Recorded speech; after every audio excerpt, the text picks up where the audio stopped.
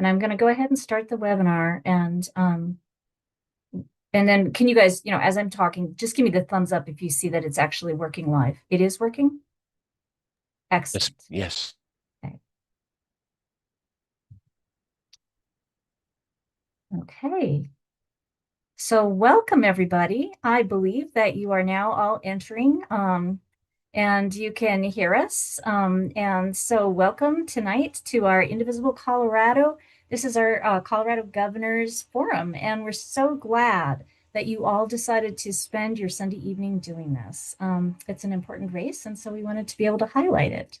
So Thor, if you could bring the deck up, and that way it'll help me to explain what we're going to do tonight. We are live streaming this on our YouTube channel, and we will also send you all the recording, just so you know. So welcome to this event. And go ahead, Thor, you can go to the next slide.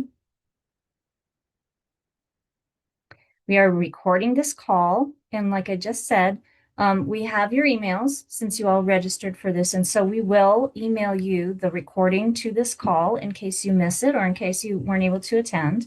If you're a journalist on this call, you're very welcome. If you could please just identify yourself in the Q&A. Speaking of Q&A, we are doing this by webinar format. It's not a Zoom meeting like some of you may be used to. So tonight, what we're going to do is we're going to have you put questions that you are interested in asking Attorney General Weiser and Senator Bennett. We will have some time at the end. We've got some prepared questions at first, but at the end, we'll give some time for questions from the audience. So go ahead and put those in the Q&A. Please make sure they're questions, not statements. Really important to keep that kind of clean. And then we have set it up so that you'll all be able to upvote the questions that you like the most. So keep an eye if you have a particular idea for a question, see if someone else has asked it already and vote for your favorite questions. And again, just a reminder to be respectful in the Q&A. Tonight's forum is 90 minutes. And I did just get a signal message that the chat is disabled. That is true. We are having a webinar tonight, and so we have Q&A available, but not a chat. So if the Q&A isn't working, then let me know. But you should be able to use the Q&A, not the chat. I also want to just share that tonight's forum is going to be 90 minutes. We did have a glitch in some of our communications, and we may have said 5 to 6 at one point, but it does go till 6:30. And again, we're live streaming this on our YouTube channel. So thank you, Holly, for telling me that the Q&A works. That's awesome. I want to thank our co-sponsors, the Democratic Women of Boulder County. We're working with them to put this forum on.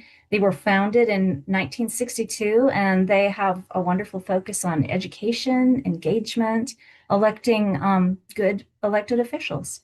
So thank you, Democratic Women of Boulder County.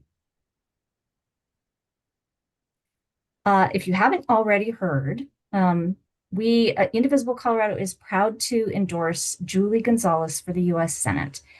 Just like you're here tonight for the Governor's Forum, previously we had a similar forum for U.S. Senate, and we heard from several candidates, and then we opened it up to a vote. It was a ranked choice vote for Indivisible members across the state of Colorado, and the votes came back, and Julie Gonzalez is the winner.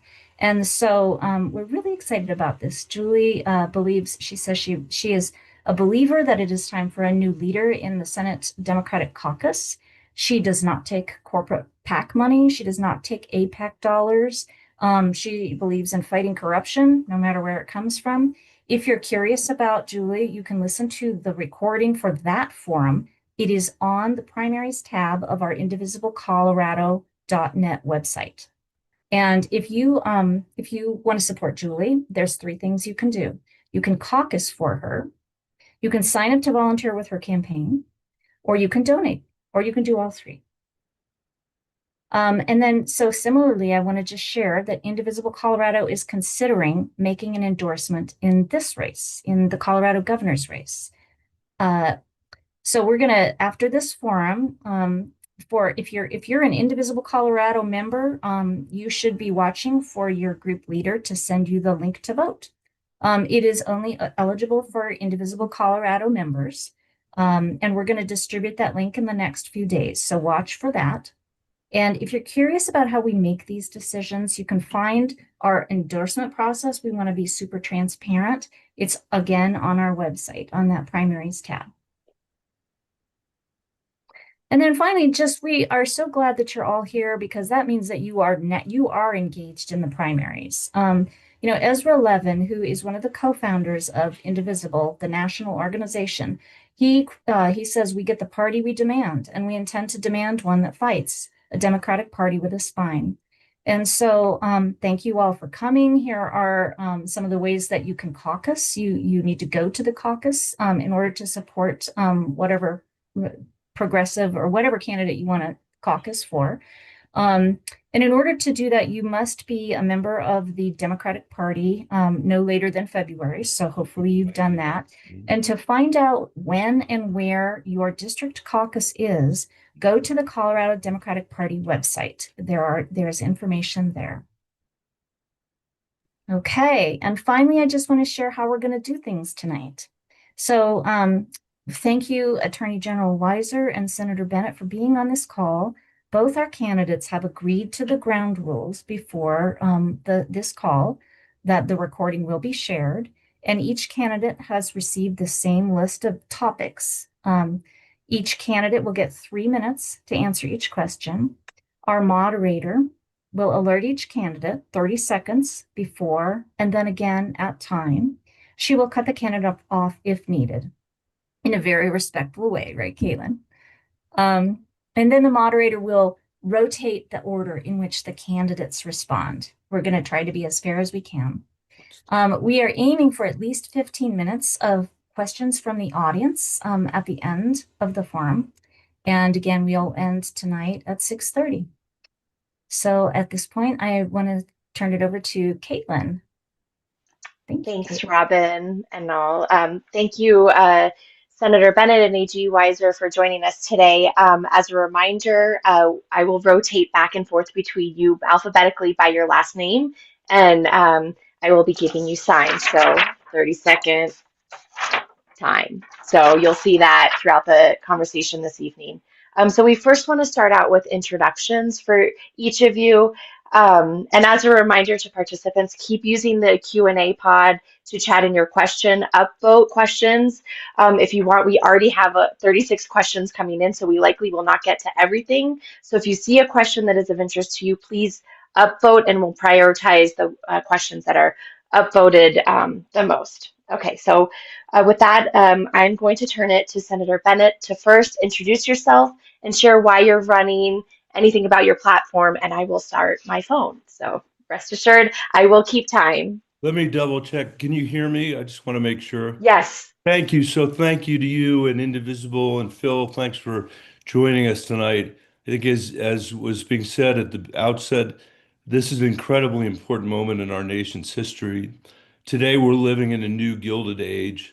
We're facing an affordability crisis that is threatening the American dream in every single corner of our state. In fact, there's not a county left in Colorado where anybody feels their kids are going to be able to afford to live here. And Colorado and Donald Trump is targeting our most vulnerable communities, leaving people bloodied in the streets of American cities and throwing our entire country into chaos. I'm running for governor because I believe Colorado can lead the entire country to take on Donald Trump and to deliver the economic justice that working people deserve in our state and across the country.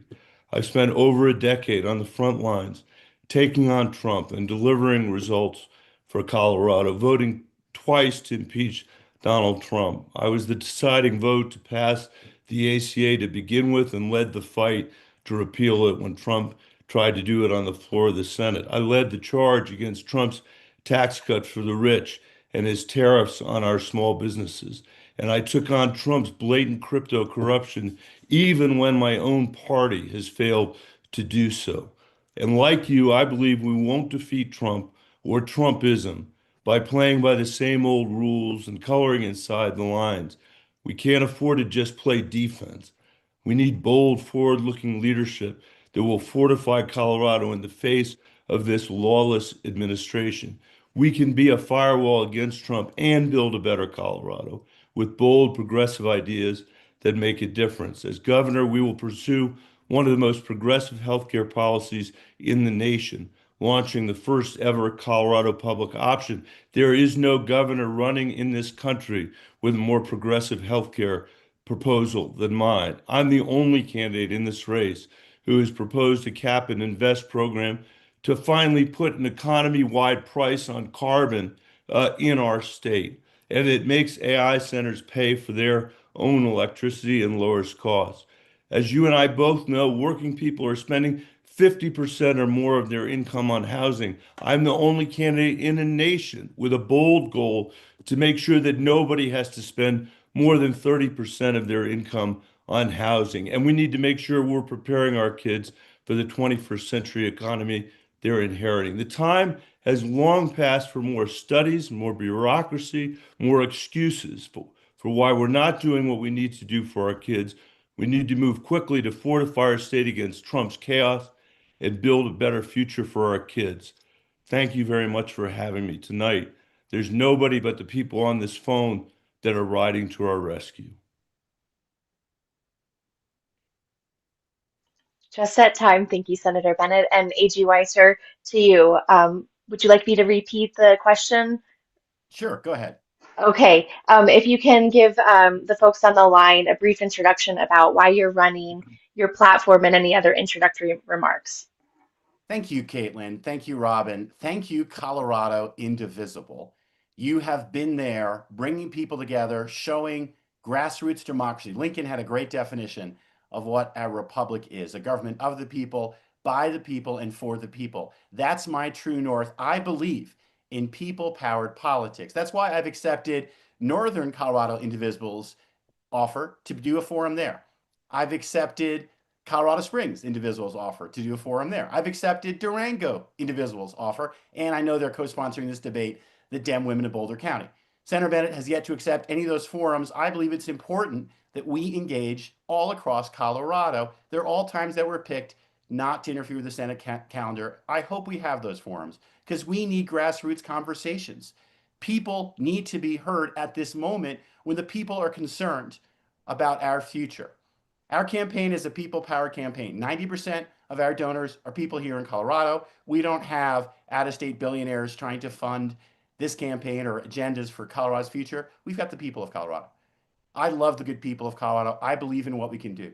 And I'm inspired by the stances that are being made against Donald Trump's lawless, harmful actions. And I've gone to court 54 times and counting. And we're winning again and again. Just this week, the tariffs case, standing up for Coloradans. Our litigation has protected $1 billion for Colorado, has stood up for our freedoms and marginalized communities, including immigrant communities and the LGBTQ plus community. I am going to fight for the people of Colorado again and again, and I'll bring that clarity as our governor. This is personal to me. My family is only alive in here because U.S. Army soldiers from the 6th Armored Division liberated my mom and my grandmother, the Buchenwald concentration camp. They came to America because they believe in America's promise, e pluribus unum. Out of many we are one, and this is the nation with freedom and opportunity for all. That's worth fighting for. I'm committed to that. A future in Colorado where our kids want to stay here is worth fighting for as well. Right now, we have the lowest population growth since 1990, a moment when we were teetering, when population had been going down, and we got the type of leadership we needed in Roy Romer, our governor, Federico Pena, our mayor, and we turned Colorado around. We've done it before. We can do it again. I'm proud to say they both endorsed me to be our next governor. And I've got the experience here in Colorado at the state level for the last 8 years, working on solving critical issues, the ones we're going to talk about today. I've taken on the opioid crisis with the framework raised from John Oliver to Johns Hopkins School of Public Health. Our water challenges, our public safety challenges, more. I'm ready on day one to serve this great state. I'd be honored to have your support. Thank you, A.G. Weiser. Okay, so our first question, I'm going to turn it to Senator Bennett first, and then A.G. Weiser, and then we'll keep going back and forth together in our time together. So, top of mind for all of us, state economists are predicting $1 billion shortfall in Colorado's state budget. A.G. Weiser, I think I messed up the order, so I'm sorry if I said Senator Bennett first. I'm very sorry about that. Oh, So it's okay. A.G. I'm Weiser, happy to. Okay. I'm happy sorry, to. we've got it lined up, Senator Bennett. Sorry, I didn't mean All right. to miss. That's great. Thank you. How do you propose to solve the structural deficit, and will this include Tabor reform, A.G. Weiser? Tabor reform is an imperative for our future.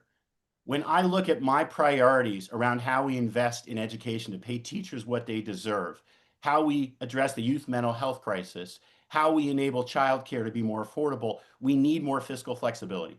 Twice in the last 7 years, we tried a top-down approach where we put something on the ballot, people didn't understand it, it got voted down. 61% of Coloradans say they like Tabor because they get to vote on their own taxes and they think it keeps government honest. My plan is a bottom-up approach. I mentioned before I'm the bottom-up candidate. I have more current and former state and local officials endorsing my campaign. Every single category, county commissioners, state senators, school board members, mayors, you name it. I'm going to work with them, and I'm going to do what I did when I challenged the King Soopers Safeway merger. I did 19 town halls across Colorado, showing up in communities, listening to people, explaining the issues, and then working together to get a result. With Tabor, we can give people the right to vote on their taxes, but there's two other areas that we got to address. The limits on types of taxes, including no progressive income tax, and this set of hard caps, which is very, very challenging for our governance right now. Quick example, I'm working on how to improve law enforcement training. We pay a license plate fee. It could be raised to better improve training. But we can't raise that license plate fee, even for a bipartisan cause, because it bumps up against the Tabor cap. We've got to cut elsewhere. I am committed to how we break through this fiscal knot that is getting in the way of our future. I'm going to do it in a way that will work. The past ways haven't. It's crucial. And I've done this type of work before. I will do it again. Thank you, A.G. Weiser. Senator Bennett, I'll repeat the question as well for you. State Thank you. economists are predicting $1 billion shortfall in the Colorado state budget. How do you propose to solve the structural deficit, and will this include Tabor reform? Thank you, Caitlin. And let's get this out of the way because Phil keeps talking about it again. The number of people that endorsed him, almost all the people he's talking about endorsed Phil before I got in the race. Phil got in, 3 months before I did. It's to his credit that he got them, but since then, the vast majority of people have endorsed me. And I think one of the reasons is that people know that I have the experience to take on Tabor and that we're making decisions for the future that are based on a 40-year-old political settlement that has tied our kids' hands behind their back. Our teachers and students and families have been fighting with that hand tied behind their back because we haven't given them the funding that they deserve. And now Trump's funding cuts, especially around Medicaid, have turned these longstanding challenges into a crisis. I'm fighting for the progressive policies that we deserve, a real public option for healthcare, housing that is affordable, and paying our teachers what they deserve and must have. There is only one person on this race that has been a school superintendent, and I inherited a district that was lagging the metro area in terms of teacher pay. When I left, we were leading the metro area in terms of teacher pay. But to make this difference, we're going to have to modernize our tax, our budget, our regulatory systems so that the wealthiest pay more and we can afford to build the Colorado we want. This is not going to be easy. And we're going to need to build a broad coalition of Coloradans across the state to support these goals.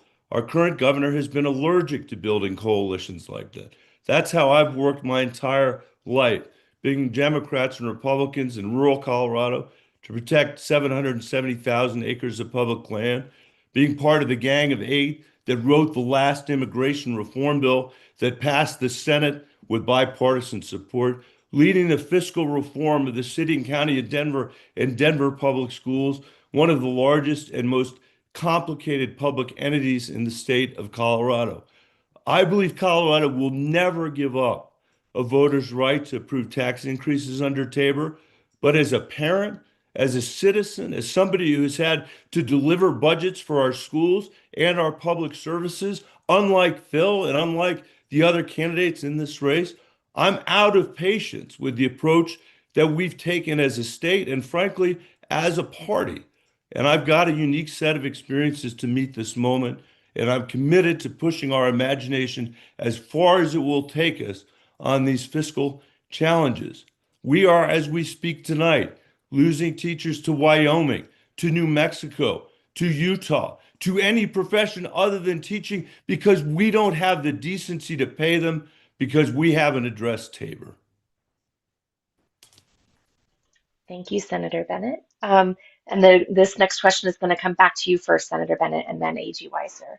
And I'll repeat the question for both of you. The Trump administration is clearly targeting Colorado due to its relatively progressive stances on issues such as mail-in ballots and refusal to pardon Tina Peters, excuse me. In the event that ICE comes to Colorado, like it did to Minnesota, how would you respond?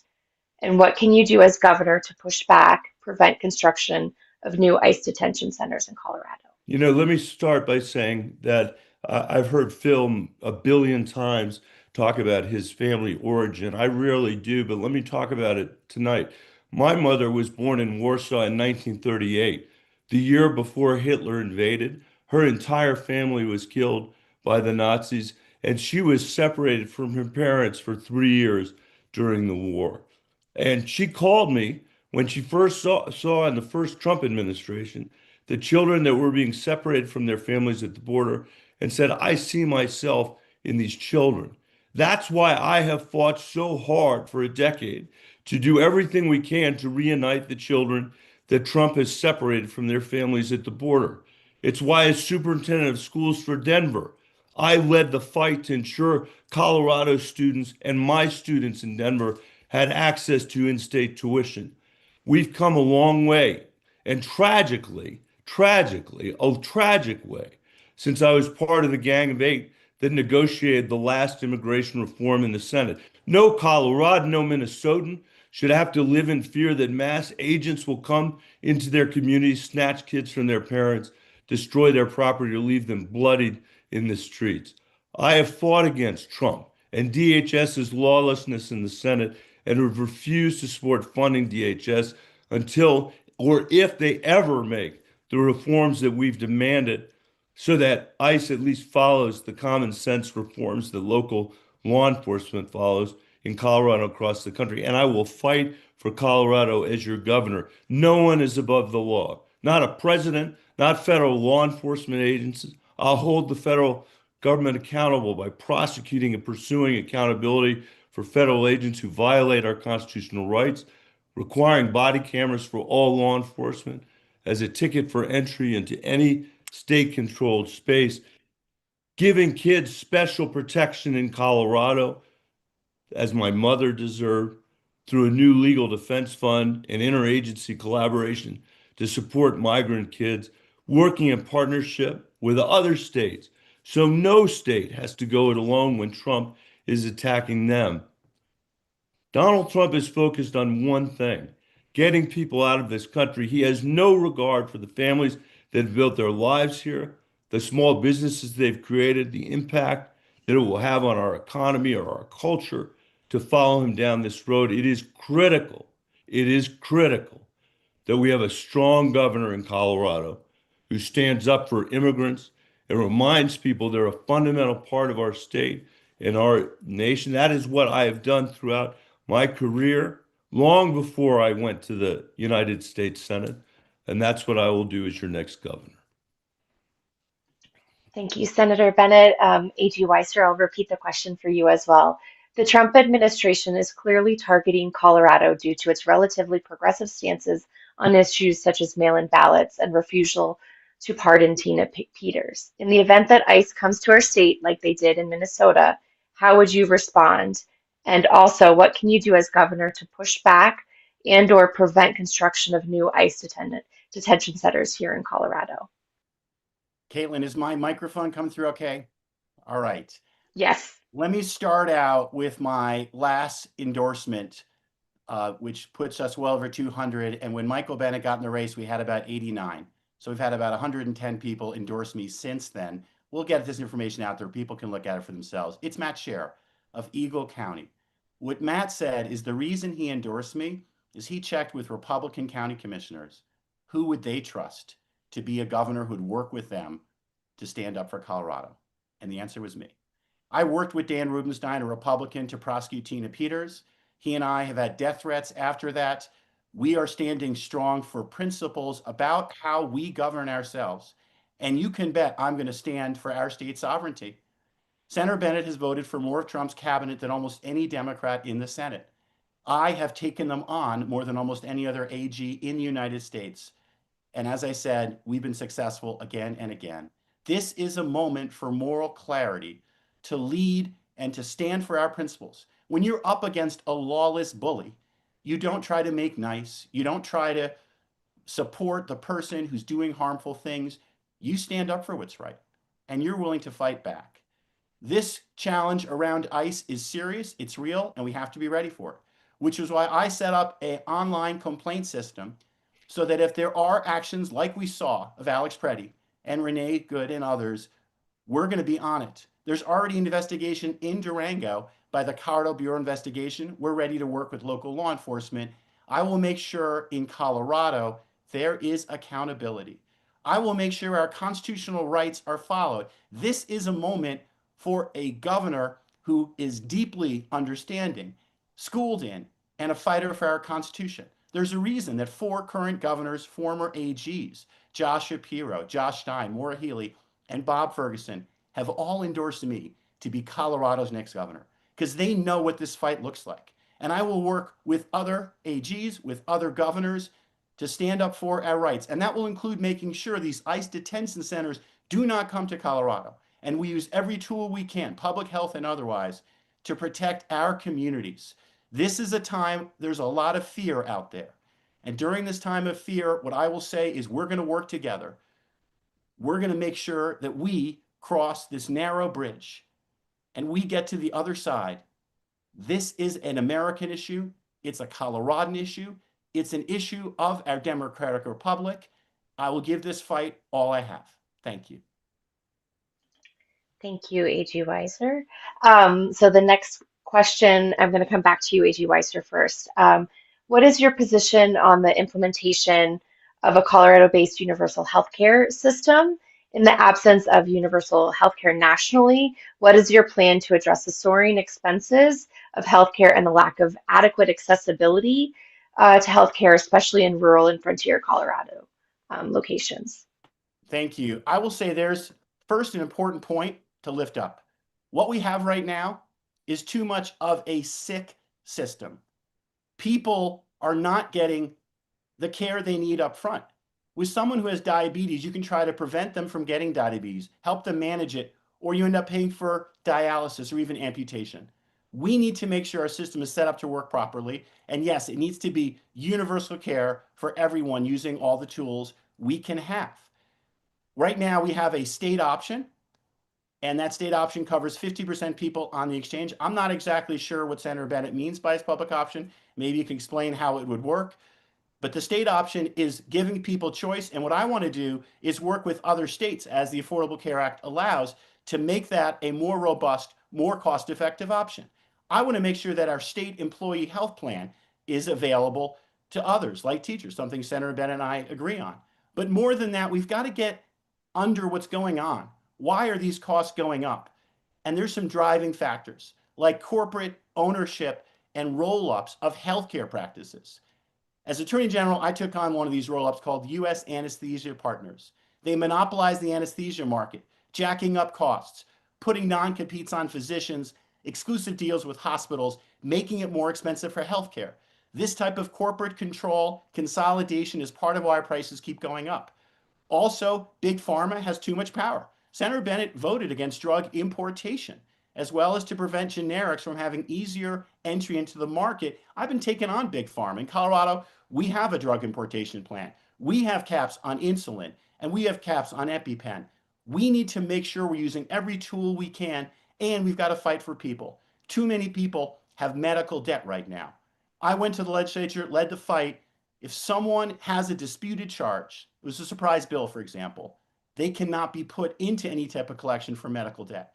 We've got a lot of tools at the state level. We've got to use them all the ways we can to make healthcare more accessible, more affordable, to keep our rural hospitals afloat, to get people care up front. That's going to take an innovative leader who knows our state government inside and out and knows how to get things done. I've shown that type of work, including how I've addressed the opioid crisis, developing a response system that's transparent and widely praised. From John Oliver to Johns Hopkins School of Public Health, I'm ready to take on these challenges in healthcare, and that's what I'll do as the next governor. Thank you, A.G. Weiser. Senator Bennett, I'll repeat the question as well for you. You don't need What to, is Caitlin. I remember what the question was. I'm happy to. okay?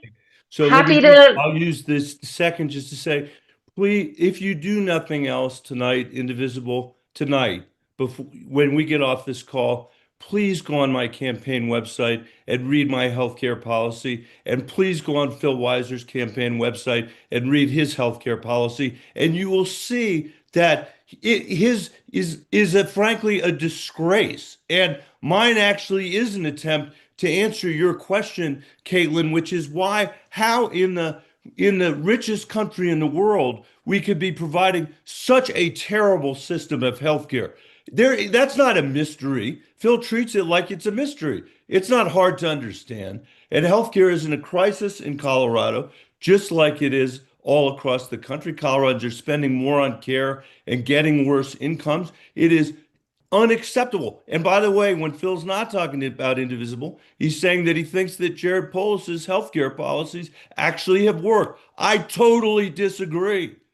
That's particularly true for families who are on Medicaid and those who make too much money to be on Medicaid but can't afford to buy private insurance. When Donald Trump and Senate Republicans failed to extend the affordable tax credits last fall, I led the fight to extend them. When I was the 60th vote to pass the Affordable Care Act, even way back then, when Barack Obama was president, I led the fight for a public option in the Affordable Care Act. And I have said from those days until this day that it was a terrible mistake that we didn't include it because that was the path to universal health care in this country. I've released the most progressive and ambitious health care policy in this nation. As governor, I will protect and strengthen Medicaid and launch a Colorado public option. To inform Phil, only Minnesota, Oregon, and New York have a similar program now. My plan calls to allow everyone from county workers to child care workers to small business owners to have access to the state health insurance plan, to invest in rural hospitals, not more bureaucracy at the state level as Phil proposes, to prioritize the care of all of our citizens entirely, including mental health care, which has to be treated as important as physical health care. My opponent has refused to embrace these bold issues that we need to tackle this issue. Instead, he's focused more on hiring more executives and doing more studies, saying he's satisfied with the Polis administration, which I think is a deeply outrageous thing to say, given what families are facing in our state right now. I'm deeply dissatisfied with how the current Democratic administration in Colorado has handled our healthcare crisis and actually has pushed people off of Medicaid. We know what's wrong with our healthcare system. We need the vision and conviction to fix it now. Thank you, Senator Bennett.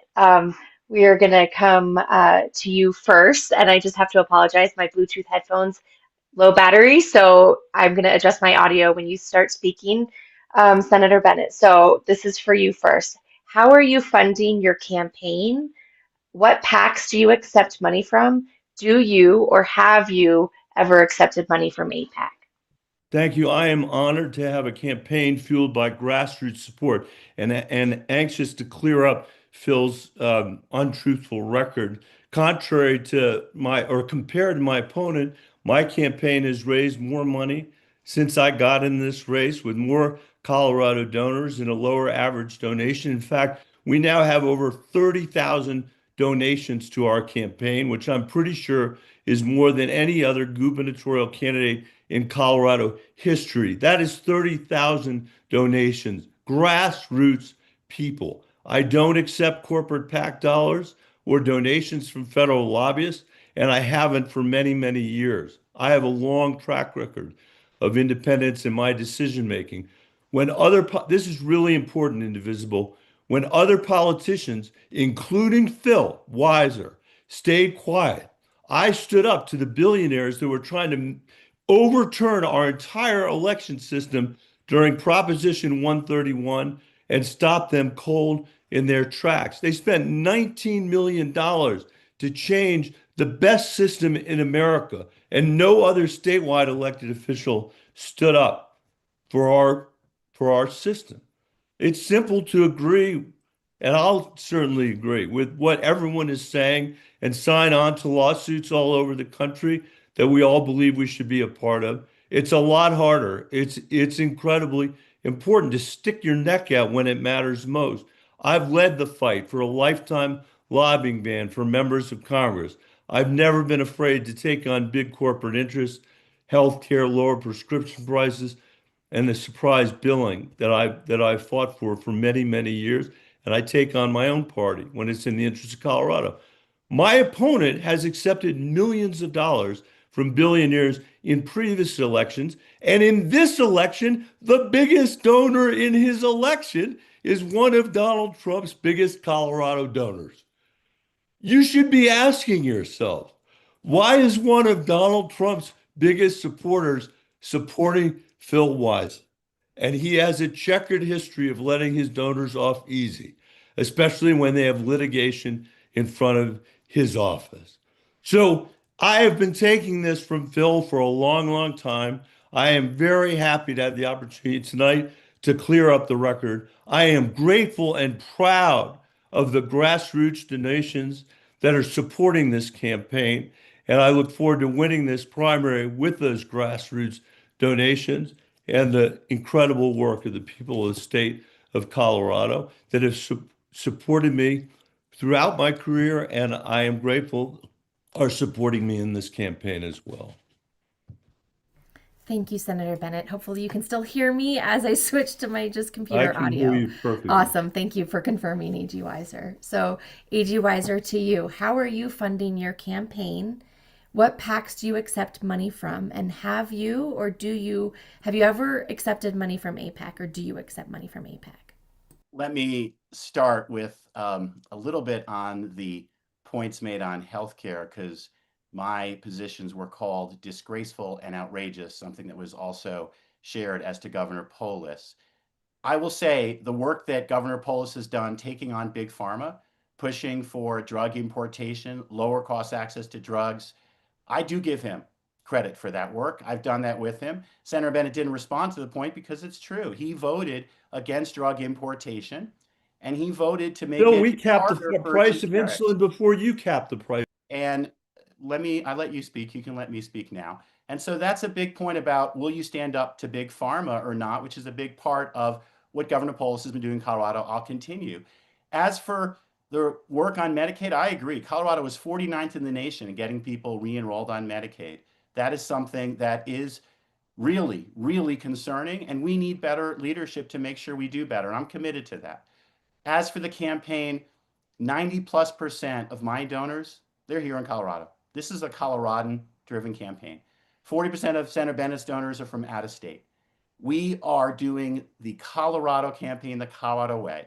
There is a PAC that's backing Senator Bennet with out-of-state billionaires, and they obviously have some type of agenda. I'm not sure what it is, but I know what my agenda is for the people of Colorado. I have never taken PAC money. It sounds like Senator Bennet says he used to take it, doesn't take it anymore. I've never taken corporate PAC money.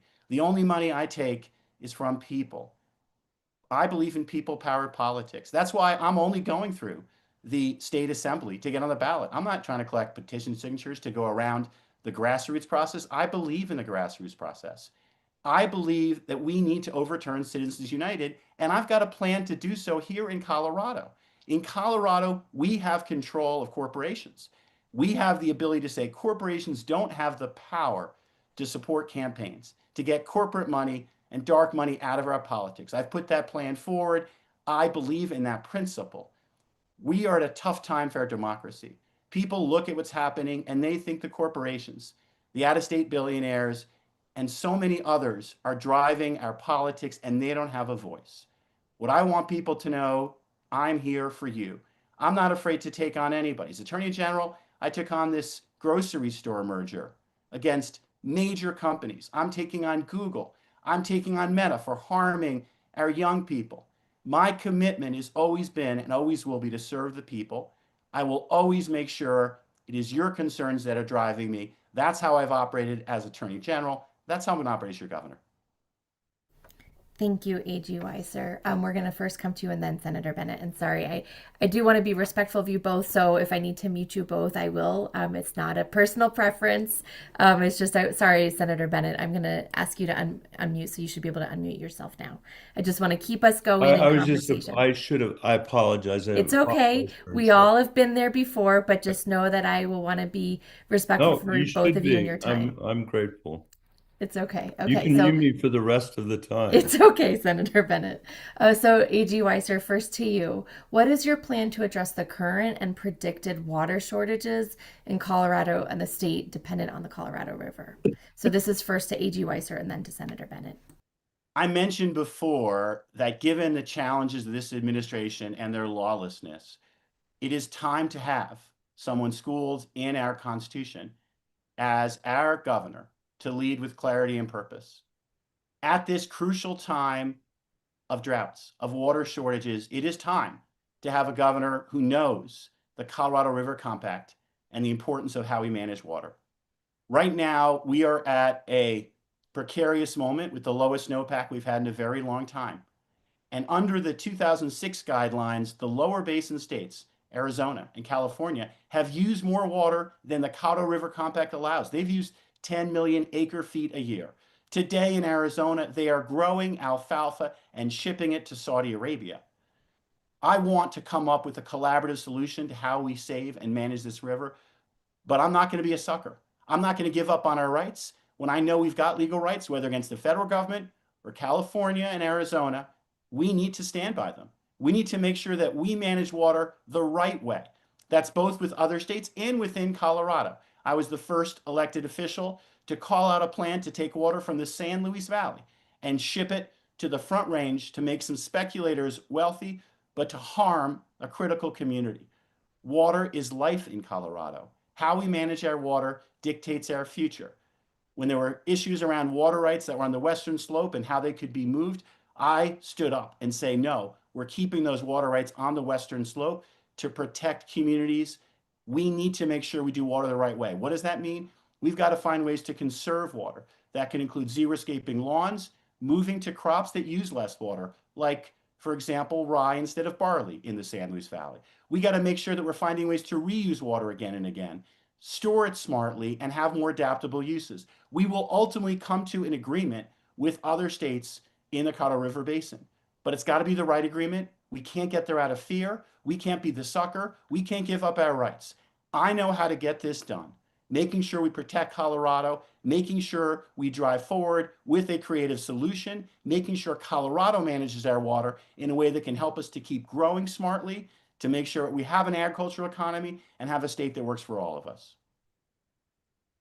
Thank you, AG Weiser. Senator Bennett, what is your plan to address the current and predicted water shortages in Colorado and the states dependent on the Colorado River? Let me say, first of all, that I am proud to have run and won the races that I have for the Senate with these grassroots campaign. I'm proud to be doing it again in this campaign. I accept what Phil said about the work that Jared Polis did on pharma and even the work that he did on pharma. My point still stands, which is for the kids and families that are on Medicaid in our state, it is absolutely inexcusable that a Democratic administration of any should put them in the position that they're in today. And now the cuts that Trump is rendering, plus the 9% increases we're going to face year after year, we actually need somebody who cares about this issue and is going to dive into this issue and has the experience to lead on it, as I have on health care for the last decade and a half. Water's another one of those really important issues, and we're going to have to work together to deal with it in this crisis that we're facing because of climate change and because of the prolonged drought. It's the only option that we have. And while Donald Trump doubles down on drill, baby, drill, and actively works against efforts to combat climate change. Every single day, we're feeling the effects in Colorado with historic droughts and wildfires and devastating flooding. Colorado can lead the country with a bold climate agenda, which is why I will pursue an economy-wide cap and invest plan to put a price on carbon. Phil has suggested that he'll determine whether it's legal or not. I believe it is legal, but the point is we need to do it because it's an important piece of unfinished business. And I am deeply worried about the erosion of trust across our state, especially when it comes to water. I've spent nearly 2 decades working on these issues and have built deep relationships in every basin with farmers and ranchers, environmental leaders, rural communities, and with tribes, not running lawsuits, but actually on the ground, shoulder to shoulder, protecting those 700,000 acres of public lands that I mentioned earlier. And if we work together, I believe Colorado can come up with durable solutions that also grow our economy and lead to more vibrant communities. For example, the Shoshone Permanency Project to keep water in the western slope and in the Colorado River during dry years, which is something that I have led from the Senate as our communities that provide leadership in the Colorado Basin.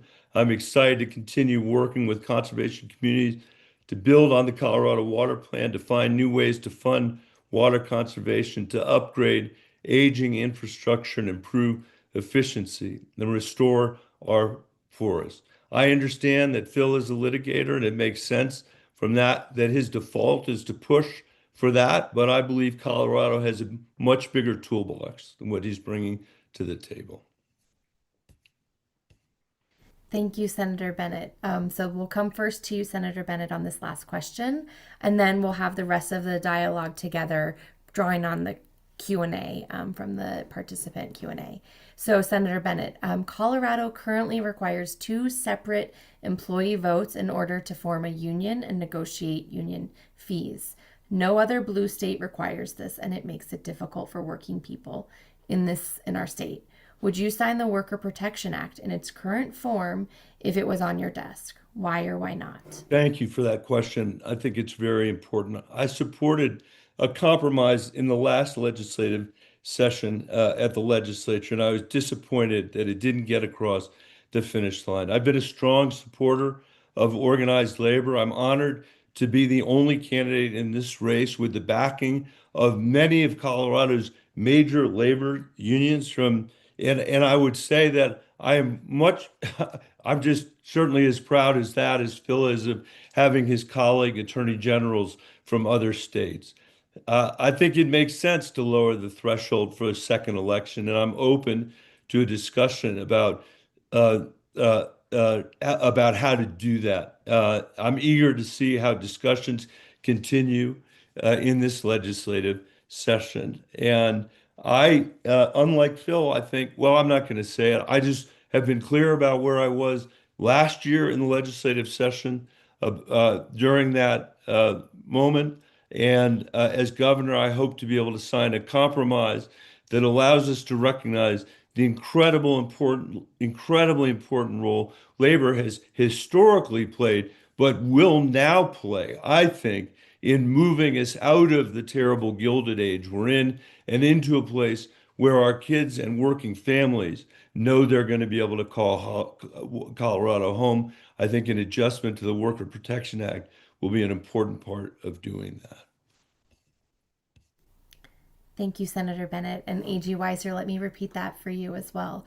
I've got it. Colorado currently requires 2 separate employee votes in order to form a union and negotiate union fees. No other blue state requires this, and it makes it difficult for working people in our state. Would you sign the Worker Protection Act in its current form if it was on your desk? Why or why not? Senator Bennett mentioned this at a last debate about the fact that the international firefighters have endorsed him. And he said that I wasn't being truthful when I explained what I'm now just going to read from the Colorado Sun. When the firefighters were asked why they made that endorsement, they said, "We don't support people who put firefighters in jail." They're referring to the fact that I led the prosecution against firefighters and police officers in the death of Elijah McClain. I took that prosecution on because it was asked for me to do a thorough investigation. We put the evidence to the grand jury, to the jury. There were convictions. I knew there could be political consequences. I'm going to do what's right. And that means there may be consequences and people may hold it against me. I want to make sure that we do right by unions because I got to tell you, when my family came here with no education, not even high school degrees, no money, didn't speak the language, they got union jobs. They got an opportunity. Colorado's union density right now is as low as Oklahoma's. We are in a difficult moment, and we know that unions fight for better representation, fight for fair wages and working conditions, which is why I support the right to bargain. And I want us to change this antiquated law, and we will change it when I'm governor. There may or may not be a compromise, but there's going to be a better result, and I will make sure we get to that result. I believe in getting a process where if someone has a legitimate point, we're going to hear it, but we're going to get to a better place. And Colorado's got to do right by our workers. We've got to make sure that we've got a fair economy that works for everybody. And we got to make sure that we've got leadership that is going to do the right thing when it's hard, whatever the political consequences. Thank you, AG Weiser.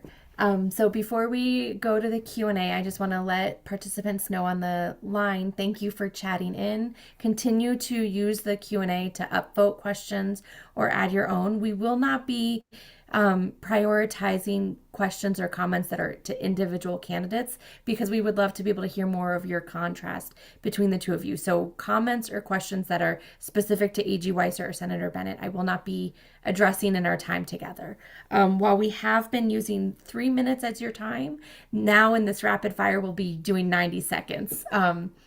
So just know that that's going to be a little bit shorter in our time together. And I'm going to reset my phone on that. So there were a few folks in the chat that wanted to get a little bit more specificity around voting rights and voting protection. And so I'm going to try to capture one of the questions that was asked is that if the SAVE Act is passed or something similar federally, how can you as governor stand up and protect voting rights and address the harmful impacts of the SAVE Act? And AG Weiser, that's going to go to you first. One of the skills, obviously, I've developed is standing up for our state and making sure that our constitutional rights are protected. That's why I've personally filed a lawsuit, Just Colorado, our Fight Back lawsuit, against this administration that has been trying to punish Colorado because, as you said, we have mail-in elections. The president says he doesn't like it, and Tina Peters is in jail for violating election integrity. I filed that lawsuit by myself, really addressing issues like the fact that Space Command's being moved, the fact that they're moving away NCAR, and the fact that the agricultural secretary specifically targeted Colorado to take away food from 600,000 people. Senator Bennet said he voted for that agricultural secretary and stands by that vote, even when I've had to sue her 3 times. First to protect Forest Service firefighters, twice to protect SNAP benefits. My point is I'm going to stand strong against this administration. I'm going to call out their lawless actions, and I'm going to make sure we protect our voting system and we're never intimidated. We have important work to do here in Colorado because we've got a gold standard voting system, and states under our Constitution get to manage their voting systems. So we're ready to make sure that we protect everyone's right to vote. We're going to have a secure election here in Colorado. If there's any efforts to intimidate or otherwise get in the way of people voting, we will take action. In 2020, I had to sue the post office twice to protect the right to vote. Whatever it takes, we're going to do it so we have a safe, secure election here in Colorado.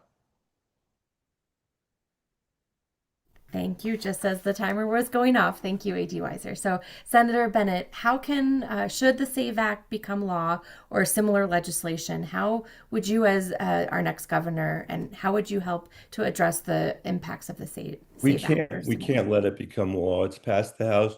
We've got to do everything we can to fight it in the Senate. We have the best system of elections in America, and we've got to not move away from it, but actually every state in the country should have the system that we have. I cannot tell you how proud I am and grateful to hear Phil talk about a lawsuit that he filed on his own, because for months and months and months and months, we've been hearing about the 50 lawsuits he filed against Trump. I'm all for it. I'm for it. There were lawsuits Phil didn't file, which I wish he had. One concerned the separation of children from their parents at the border that 20 other attorneys general did file, but Phil did not file.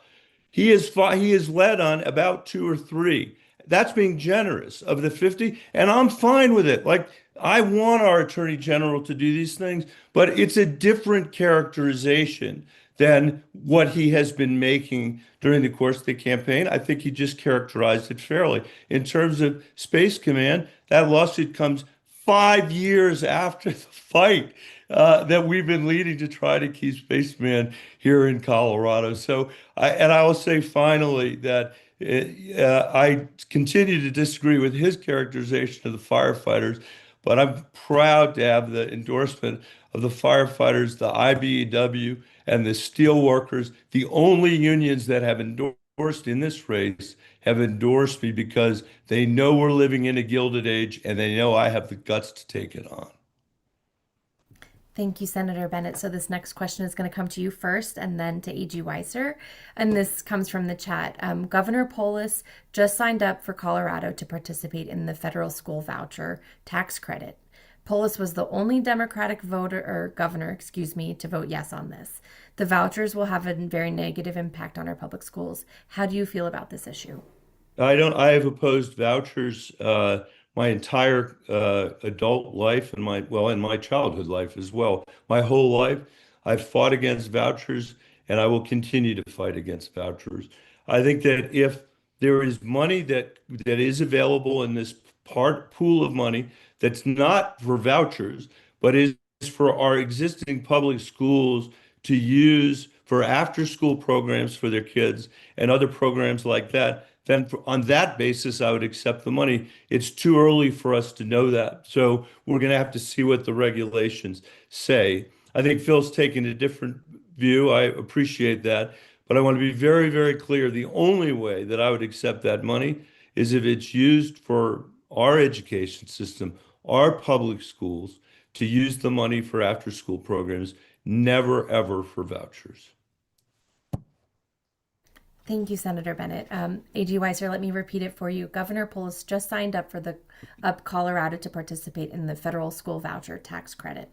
And Governor Polis was the only Democratic governor to vote yes on this. The vouchers will have very negative impact on our public schools. How do you feel about this issue? I'm a hell no. And the idea that this administration might create anything in this program other than taking public money away from public education is beyond wishful thinking. This administration has an agenda to privatize public education. We've seen it again and again. On the lawsuits, let me correct the record. We have led and co-led 11 of the 54 lawsuits, actually 12 of the 54 lawsuits that we have brought. Those include AmeriCorps, bringing $10 million back to Colorado, keeping AmeriCorps volunteers. Public health funding, keeping $230 million in Colorado. Education funding, this administration tried to take away. Youth mental health funding, this administration tried to take away. And of course, we work as a team. It's really quite obvious that if I just brought every lawsuit myself, I'd be wasting resources. I only asked for $600,000 from the legislature to be ready for this administration, and we were ready. And with that additional $600,000, we protected over $1 billion. That's one hell of a return on investment. And we've co-led these 12 lawsuits, including one last week, protecting energy grants in Colorado, suing Chris Wright, another one of the Trump cabinet picks who Senator Bennett voted for. I am doing this work for Colorado, not afraid to stand up to this mission, doing it collaboratively with my state AG colleagues, just like I'll work collaboratively as a governor. Thank you, A.G. Weiser. This question is going to come back to you first and then Senator Bennett. There's a lot of questions around ICE, so I want to kind of dig deeper on that. I know that we've already talked a little bit about that. As governor, how would you keep ICE under control in the state? Someone asked about Denver, but throughout the state, let's include the whole of state, and keep them from harming our people, and such as searches of homes without judicial warrants. I think that captures two of the most upvoted questions, excuse me. It's crucial as we're facing this challenging moment with a lawless federal government that our governor has a firm command on how we protect our constitutional rights and can be a partner with our newbie Attorney General to make sure that when it comes to protecting, for example, as you put it, the Fourth Amendment right against unreasonable searches and seizures, or for that matter, the First Amendment right to film rogue officers, or the Fifth Amendment right to due process of law, that we are ready and that we are protecting our principles. I've set up Colorado to do just that. As Attorney General, I mentioned the complaint system that we have ready. I've built relationships on the ground with different organizations to make sure that we're hearing about what's happening. This administration is trying to bully us, force our law enforcement in Colorado to do immigration enforcement. That's one of the lawsuits they filed against me and us. We're fighting back. I had that same lawsuit in the first Trump administration. We won, protecting our state sovereignty. It's very important that our state have a clear response to ICE. We're not going to let you bully us. We're not going to let you harm our immigrant communities. We're not going to let you violate our constitutional rights. I've led with that clarity as Attorney General. I'll lead with that clarity as our next governor. Thank you, A.G. Weiser. And Senator Bennett, back to you. How would you, as governor, keep ICE under control in Denver and in all of Colorado and keep them from harming our people through actions such as illegal activities, such as searches of home without judicial warrants? I mean, I agree with largely what Phil said, and would say that it's absolutely outrageous that we're living in a nation today where they're executing warrants, where they're banging down doors without executing judicial warrants. You relying, if anything, on administrative warrants, and I would say more often than not on their own bare hands. It's an absolute outrage that we have masked officers in the streets of American cities. It's an absolute outrage that we have seen the separation of children from their parents, including right here in Colorado, one case in particular that comes to mind in Durango. This is all stuff that we have to fight against, and our next governor needs to be able to do it. I think our next governor also needs to stand up with governors from other states. You know, one of the things that's annoyed me about all of this is that it seems like it happens kind of one state at a time, and then Trump washes through one state, moves on to the next, move on to the next. We should be doing this all together. And I want to say again how much I appreciate Phil's characterization of the lawsuits. I think it's very helpful to clarify. I'm not faulting you, Phil. I am grateful that you've been our Attorney General. I think you'd be an awesome continuing Attorney General, but the job of governor is very, very different than the job that you've held. And I think it requires a different set of experiences, especially at a moment when Donald Trump has put our state under attack. Thank you, Senator Bennett. And we've already talked a little bit about data centers and water use, but one of the top voted questions is digging into that a little bit more. So, Senator Bennett, back to you. Will you make sure that data center developers are not given tax breaks and require they provide renewable energy as well as have a good water source before being able to establish a center? One, I absolutely will. Two, go home tonight, please, or if you're at home, please read my climate policy. Please read Phil's. Make your own judgment. It's critically important to me. Three, thank you, Phil, for raising again my vote for Chris Wright. You know, I have said over and over again, he is a horrible cabinet secretary. I deeply regret having voted for him. I only voted for him because he was from Colorado. I hoped that his association with Colorado might mitigate his worst impulses when it came to climate, when it came to energy, when it came to NREL. Clearly, I was wrong. And for many months, I've said I was wrong. He is a terrible, terrible energy secretary. I hope, Indivisible, you will put that record against my voting record. As I've been your senator, you don't have to wonder whether I've stood for special interests or stood for you. My record clearly is one where I've stood with the working people of Colorado and this country over and over again, where I've stood for democracy and against the lawlessness of Donald Trump over and over again. And I'm glad to have once again the opportunity to say to my friend Phil Weiser, you're right. I made a terrible vote. As I've said to you before, I wished I'd made a different vote. Thank you very much for giving me the chance to clarify it. Thank you, Senator Bennett, and AG Weiser, over to you. Will you make sure that data center developers are not given tax breaks and require they provide renewable energy as well as have a good water source before being able to establish a center? Yes, I'll elaborate on that in a minute, but first picking up the conversation about Chris Wright. The challenge for Senator Bennett is to explain why he gave Chris Wright the benefit of that doubt when groups like the League of Conservation Voters and Sierra Club and others who knew Chris Wright was a climate denialist were saying, please don't do this. The other challenge is Brooke Rollins at Agriculture or Sean Duffy at Transportation. Are those votes mistakes now that I've had to sue each of them multiple times for harming Colorado in lawless ways? I would say yes, those were mistakes too. And after we saw a first Trump administration, after we saw Project 2025, we needed to know what we were dealing with. And giving this administration support, voting for people who are harming us, I believe is a fair point to be analyzed as people ask, who do you trust to stand up effectively against this administration? On the data center point, let me elaborate. These data centers, they have to make sure the energy prices don't go up to consumers. We have to make sure they're bringing clean energy with them. And we have to make sure it works for communities, including using water in a smart way. And there may be ways it can work effectively. For example, in Northwest Colorado, where we're shutting down a coal plant, one that Chris Wright's trying to force us to keep open, by the way. We're going to win that lawsuit as well. We need to be open to a data center coming there and using, for example, geothermal. There are going to be opportunities, but only if it meets those three conditions that work for Colorado. Thanks, AG Weiser. So we'll come back to you first and then Senator Bennett. I know that we've talked about ICE, but there's a lot of people that have a lot of concerns, so we're going to go there again. What can be done to prevent ICE detention facilities in Colorado? And also, what do you think about private prisons? Okay, and I'll take the second one first. Private prisons are an abomination. We shouldn't have them. Having an economic interest for people to be incarcerated is immoral. I will make sure that we do everything we possibly can not to have private prisons in Colorado.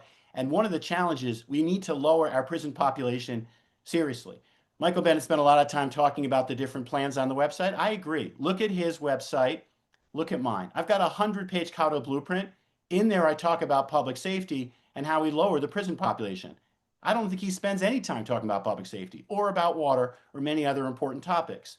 I've got a plan to improve re-entry in Colorado so that when prisoners leave, they're more likely to get a job. Our current rate of when people leave ending up back in prison, it's 45%. The national average is 37%. I'm going to make sure we do better when I'm our governor so we can make sure we can't close these private prisons. As for ICE facilities, we need to use every tool we can, including public health inspection, so that they aren't able to operate here and to do something that we don't believe in. I believe in using all the tools we can. Local government has potential authority here. The state government has authority.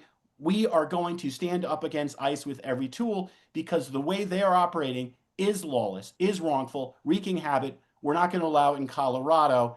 I am committed to this leadership, and I've shown I will stand up against this administration. Thank you, AG Weiser. Senator Bennett, back to you. What can be done to prevent ICE detention facilities in Colorado? And also, what do you think about private prisons? I strongly and have for many, many years opposed private prisons. I think they're an abomination on the nation's conscience. I was in the GEO facility 2 weeks ago here in Colorado as part of my oversight of that horrible, horrible facility. And we are going to fight to do everything we can to make sure that there's not another one in Hudson, that there's not another one in Walsenburg. There shouldn't be another one in this country. I will say about Phil that I appreciate the fact that he has been and will be our suer in chief, but we will not sue our way to more affordable housing, to better health care, to better education, to a state that our kids are confident they're going to be able to live in, rather than the one right now they're inheriting, which is one they don't think they ever will be able to live in. And let me just finish it, Indivisible. Yes, I voted for the Ag Secretary. I led the weekly discussions with the Interior Secretary, with the Ag Secretary, with the Republican and Democratic senators to make sure that every state in the Western United States got the resources they needed during the worst fire season in the nation's history, the fourth worst in Colorado. The Transportation Secretary, which Phil also mentioned. And by the way, I have voted for fewer of these nominees than the other senator in Colorado. Phil said that I had one of the highest votes. It's not true, but the Transportation Secretary, Senator Bennett, I'll I'm sorry finish to. that answer later. Okay, thanks. Sorry, don't mean. I'm sorry to cut Yeah, you it's off. fine. I'm out of time. I understand. Okay, so this is going to go back to you for first, and it's a long one, so I'll also read it again to AG Weiser. In Colorado, childcare costs have risen to levels comparable to college tuition, making it unaffordable for many families, often forcing one parent to reduce work hours or even leave the workforce entirely. While universal preschool was an important step, it does not fully address the broader affordability crisis. What specific policies or proposals would you, Senator Bennett, support to make childcare more affordable and accessible to Colorado families? Thank you. And again, please look at my plan on childcare and look at Phil's. And don't count the pages. That's not going to tell you very much. More bureaucrats. That's not going to tell you very much.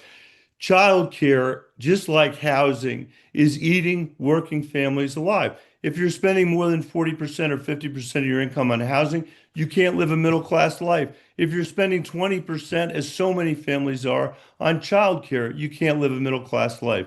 We are the fifth most expensive housing state in America. We are the fifth most expensive childcare state in America. By the way, under Democratic leadership, and I'm sick and tired of it. We need our kids to be able to afford to live here.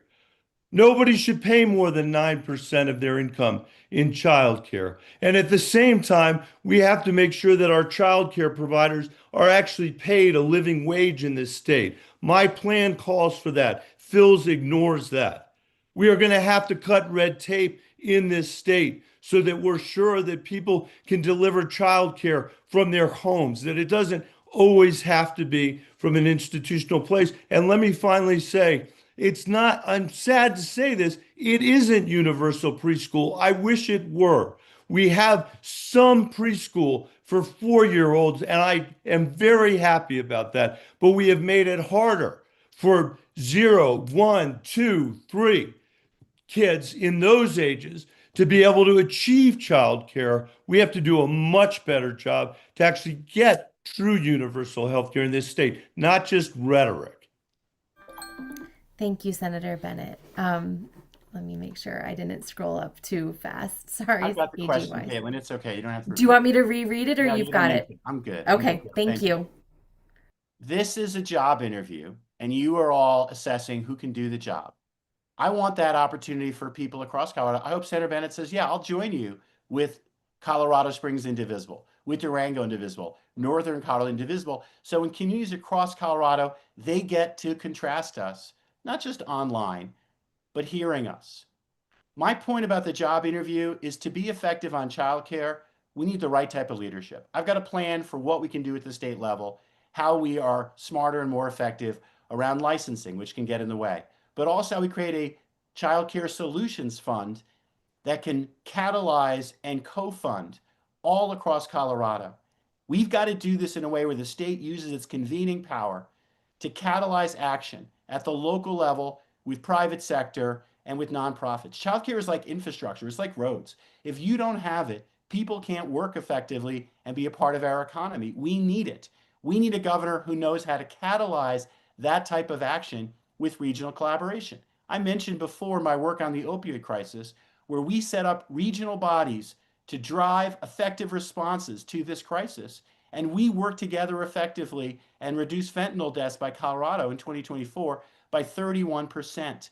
I know how to work up and down state government. That's why I've got the endorsements I do across our state on this issue, childcare, housing, and others. I'm ready to get the job done on day one.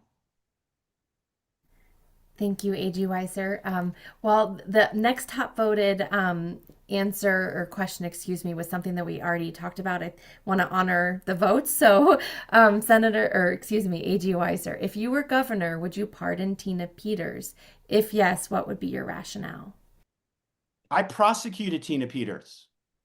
I want to tell you that story because it shows about the type of leadership I bring. I got to know Dan Rubenstein, the Grand Junction district attorney, well before this case came up. We had built a relationship with real trust. And so when we talked about it, I agreed, Dan, you should lead it. And I devoted my two best prosecutors to this work, supported the effort, stood side by side, handled the appeal, and I've handled the abuse. There's a Republican in this race who's calling for my execution. Senator Bennett has sent emails about that call for my execution, never said it was me who was being threatened. We need courage. We need to say in Colorado, we believe in the rule of law, and that when someone is sentenced to a crime that's a serious crime about protecting the integrity of our elections, we respect the work of that jury. We respect what that judge concluded. It would be a grave mistake to give into the pressure of this administration. And I know there are people who say, and I've heard it, can't you try to make nice?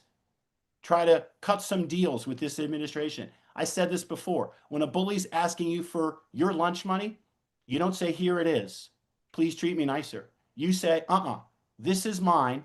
I'm going to fight for what's right. I'm not going to let you dictate to me, undermining my state sovereignty. Thank you, AG Weiser. Senator Bennett, to you. If you were governor, would you pardon Tina Peters? And if yes, what would be your rationale? Never, never.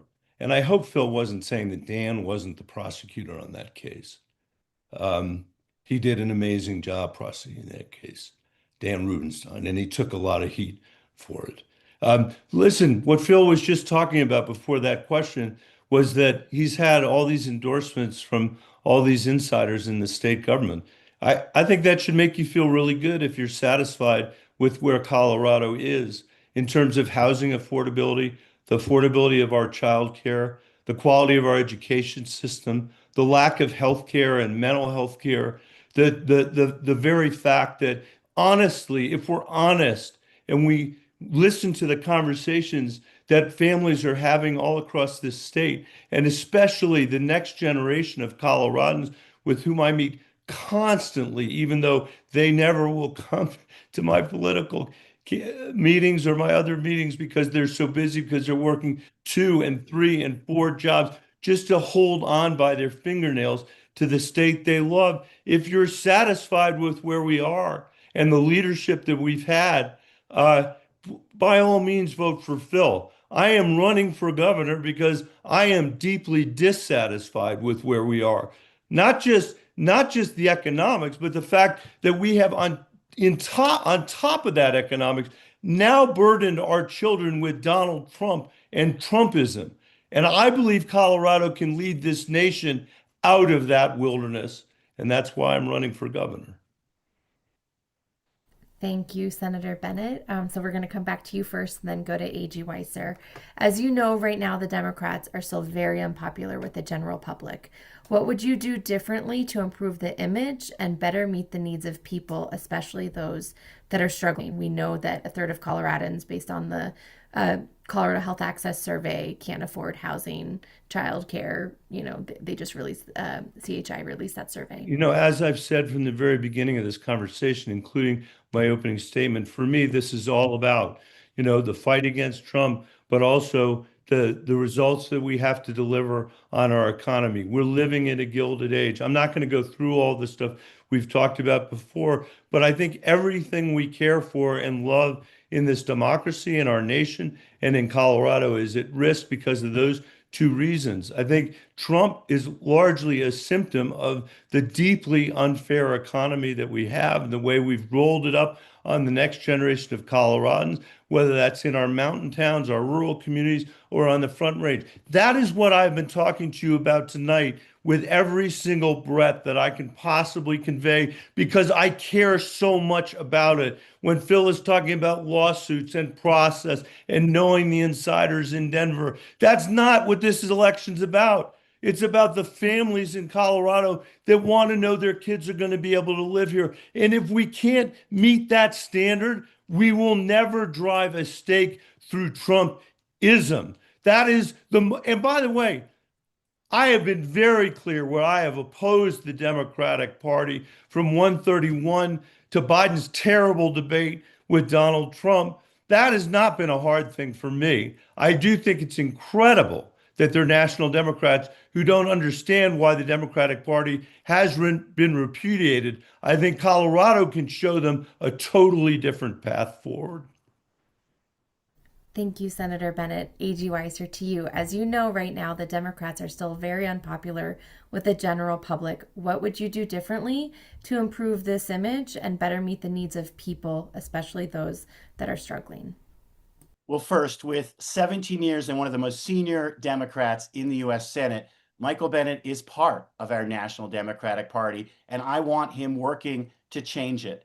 I will say there's a bumper sticker out there, Phil Weiser for governor, Michael Bennet for Senate, which gets at just this opportunity.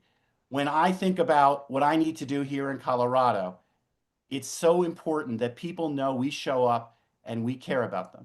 When I was working on the opioid crisis in Cortez, the wife of the head of the Republican Party came to me, having heard about the work I'm doing, the results I'm getting, and said, I just might have to vote for you.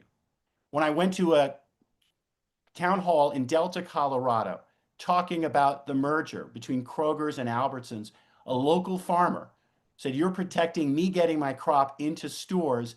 Thank you. And on the Eastern Plains, as I've worked on youth mental health, protecting water from Nebraska, I've gotten similar acknowledgments. The Democratic Party needs to show up, needs to show people we care and we're fighting for them. Too many people, they don't believe that about our party. We've got that work to do. I've done that work as Attorney General. I will do it as governor, and that's how I'll earn support and build trust.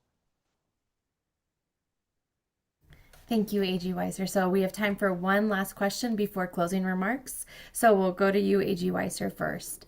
What is your plan to meet our climate goals that have been set? Are we on track? And will we continue to be so? If not, what's the plan? We need a economy-wide approach. Is it my turn or yours? Oh, I think it's yours. Okay. It is yours. All right. I'll reset we the time. need an economy-wide approach that looks all across energy, transportation, agriculture, even landfills that are producing carbon. And we need to make sure at the state level, we've got the right commitment, leadership, and incentives to drive forward in a aggressive and bold way. There are lots of different ways we can possibly do this.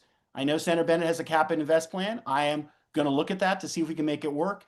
We've got to make sure that we've got a commitment, because right now we are looking at like we may be faltering.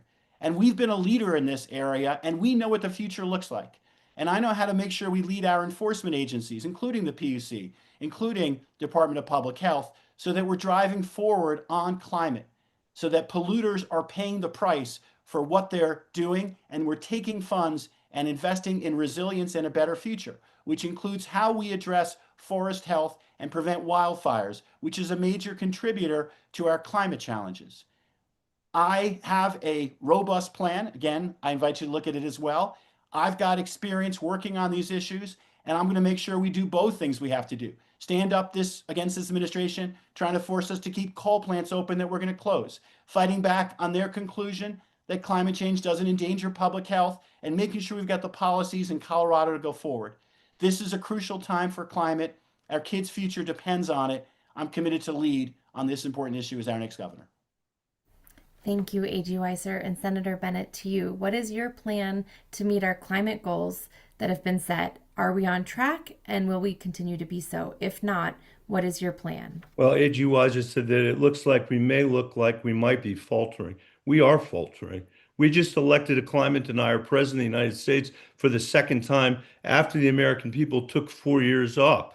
we are failing. We just elected somebody whose climate policy is drill, baby, drill, a Sarah Palin cartoon version of energy policy that's now the policy of the United States of America. This is why one of the very first policy proposals I have put in place in this campaign, as it was when I ran a not grant campaign for president, was the idea that we should have an economy-wide price on carbon. I would love to have Phil join me in that. I don't know what there is to study. That's what Colorado should do. That's how we're going to close the gap. There's no state in America that's more on the bleeding edge of climate change than Colorado in our economy and our air quality, the lack of our kids' ability to be able to go outside on the Eastern Plains and other places because of the condition of our air. So that's my plan to deal with it. That's my plan to address it. And it's another place where the National Democratic Party absolutely failed. And Democrats in Colorado can absolutely provide the leadership that's required over the next decade.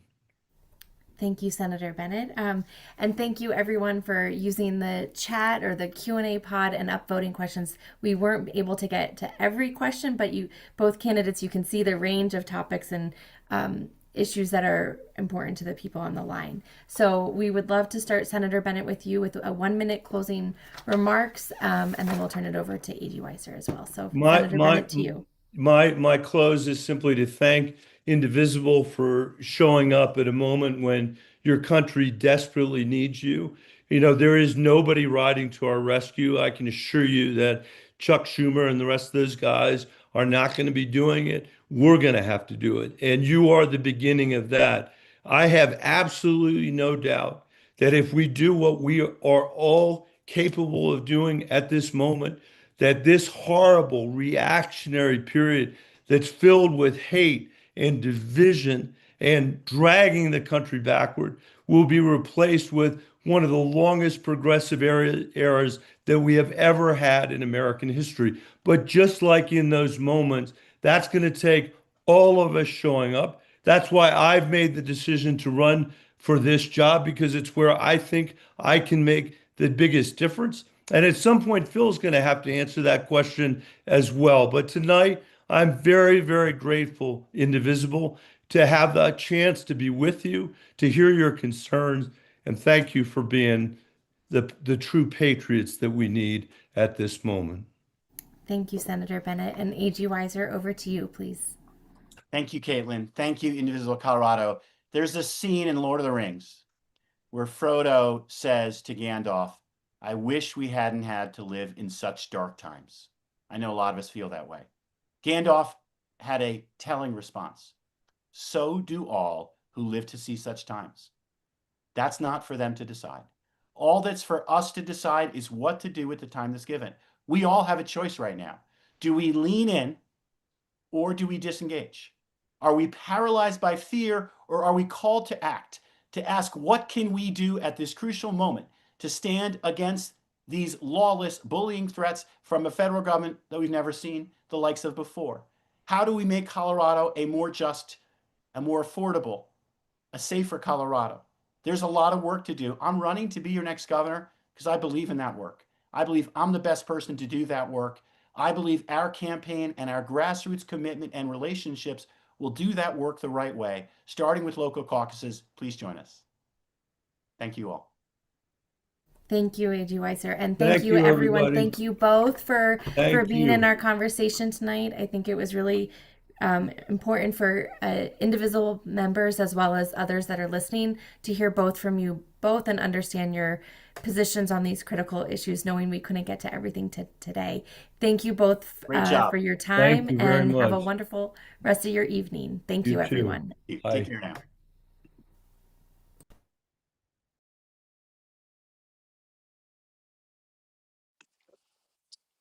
Good job, like always, Caitlin.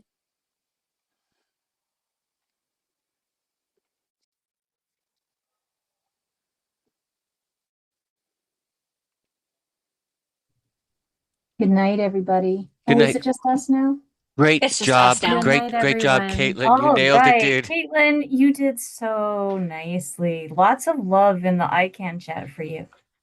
Okay, well, we still have about 200 people on, so if we want to have a great night, everyone, thank you for your Okay. time. Okay.